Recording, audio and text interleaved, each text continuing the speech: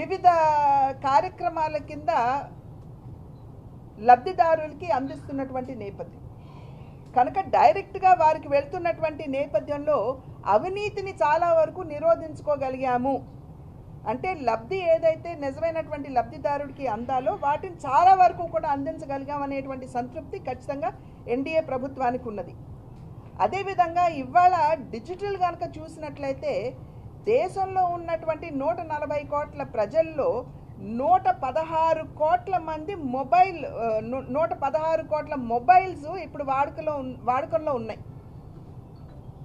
వాటింటిలో 95 కోట్లు smart phones ఉన్నాయి.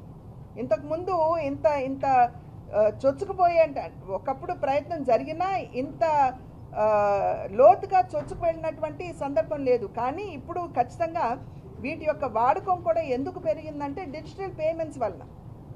ఇవాళ మనం కాయగూరలు కొనుక్కోవడానికి బయటకు వెళ్ళినా అక్కడ కాయగూరలు అమ్మే వాళ్ళ దగ్గర ఉంది, డిజిటల్ ట్రాన్సాక్షన్ అయిపోతుంది. కనుక ఆ రకంగా మనం డిజిటల్ ట్రాన్సాక్షన్స్ని ప్రవేశపెట్టాము.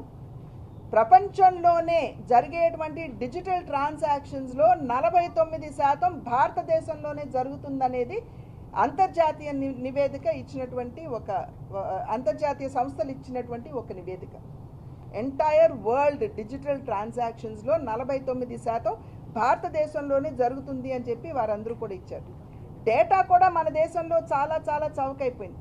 2014వ సంవత్సరంలో 1 GB 308 రూపాయలు ఉన్నట్లయితే ఇవాళ 2022వ సంవత్సరంలో 97% అది తగ్గి ₹9.32కే ఇవాళ 1 GB వచ్చేటువంటి పరిస్థితి మన దేశంలో చూస్తుంది. ఇదంతా ఎక్కడో కాదండి, మన దేశంలో ఉన్నటువంటి మన యువత చేసినటువంటి ప్రయత్నం వల్లనే ఇవన్నీ కూడా మన సాధ్యపడుతున్నాయి. ఇప్పుడు యువత కనుక మనం చూసుకున్నట్లయితే స్టార్టప్ ఇండియా అనేటువంటి ఒక ప్రోత్సాహాన్ని మన దేశంలో ఉన్నటువంటి యువతకి ఇచ్చారు.